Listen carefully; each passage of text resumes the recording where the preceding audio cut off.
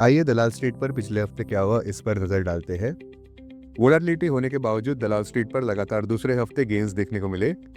दलाल street पर general animal spirits देखने को मिले, जहां पे स्ट्रक्चरल अंडरकरंट देखने को मिली घरेलू संस्थागत निवेशकों द्वारा। और सबसे बड़ी बात यह है कि गेंस देखने को मिले बावजूद विदेशी संस्थागत निवेशकों की भारी बिकवाली के। Nifty closing price 24,131 plus 0.94%, Sensex closing price 79,803 plus 0.87%। दलाल स्ट्रीट ने एक डगमगाते हुए हफ्ते का अंत एक काफी अच्छे नोट पर किया है, जिसका श्रेय इस बात को दिया जा सकता है। पहला, बीजेपी की महाराष्ट्र इलेक्शंस में हुई एक बड़ी जीत। दूसरा, नवंबर की एफओएमसी मीटिंग मिनट्स अनुसार इन्फ्लेशन नीचे आता हुआ नजर आ रहा है और लेबर मार्केट भी रोबस्ट नजर आता हुआ। इस वजह से रेट कट्स की उम्मीदें अब बढ़ गई है। तीसरा, सेंटिमेंट्स को और बूस्ट मिलती नजर आई जब स्कॉट बेसेंट को यूएस ट्रेजरी सेक्रेटरी के तौर पर चुना गया। पॉजिटिव टेक अवे ये रहा कि बेयर एग्जॉशन देखने को मिला, जिसका श्रेय ओवर एक्सटेंशन ऑफ पेसिमिज्म को दिया जा सकता है। टेक्निकली निफ्टी और सेंसेक्स अपने लोज से काफी ऊपर उछले हैं और सबसे बड़ी बात यह है कि बेंचमार्क निफ्टी अपने 200 डीए में 23,651 के ऊपर बंद होने में सफल रहा है।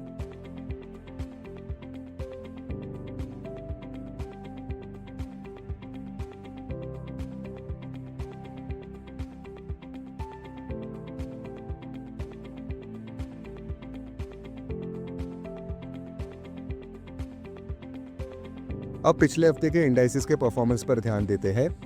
निफ्टी बुल्स शुक्रवार के व्यापार में रिग्रुप होते नजर आए, जहां पे हफ्ते का अंत 0.94% ऊपर करने में सफल रहे। बैंक निफ्टी आउट परफॉर्म कर गया 1.80% ऊपर 52,056 लेवल्स पर। निफ्टी प्राइवेट बैंक इंडेक्स 0.98% ऊपर रहा और Nifty PSU bank index out perform कर गया 4.70% ऊपर।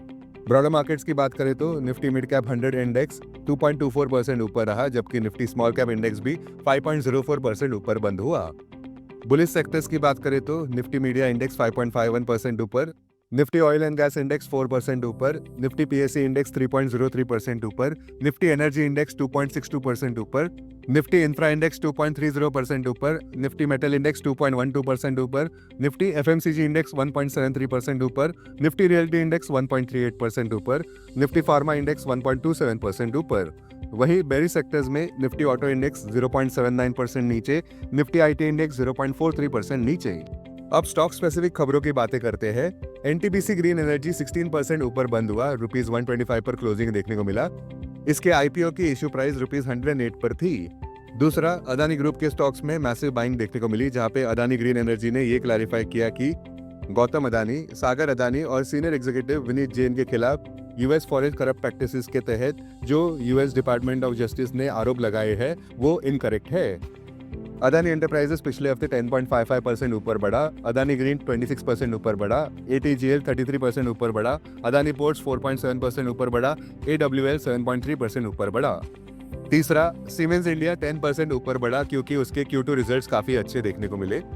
ओला इलेक्ट्रिक 26% ऊपर बढ़ा जब उन्होंने गिग और S1Z रेंज की स्कूटर्स लॉन्च की है, जो पब्लिक के लिए इलेक्ट्रिक मोबिलिटी का कारक बन सकते हैं।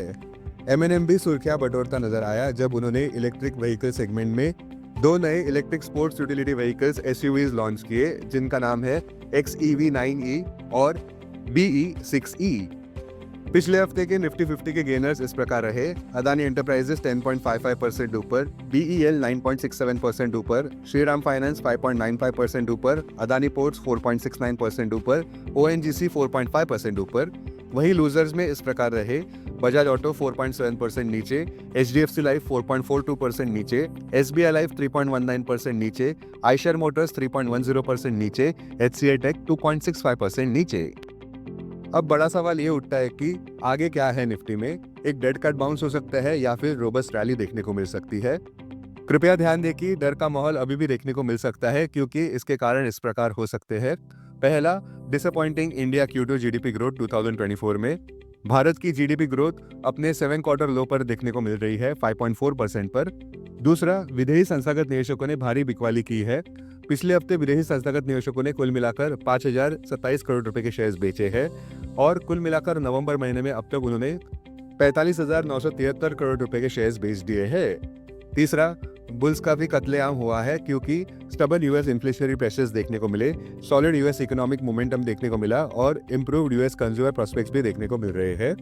चौथा, US president elect Donald Trump ने टैरिफ्स बढ़ाने के थ्रेट को दुगना कर दिया है, खासकर कि चाइना, मेक्सिको और कनाडा पर, जिस वजह से ग्लोबल ट्रेड टेंशंस को बढ़ावा मिल रहा है। संक्षेप में कहे तो हमारे स्टॉक मार्केट के सेंटिमेंट्स अभी भी बौखलाए हुए हैं, क्योंकि मुख्यतः विदेशी संस्थागत निवेशकों द्वारा बिकवाली ही सबसे अहम हेडविंड साबित हो रहा है। Investments in security markets are subject to market risk. Read all the related documents carefully before investing. This content is purely for information and educational purpose only and in no way to be considered as an advice or recommendation.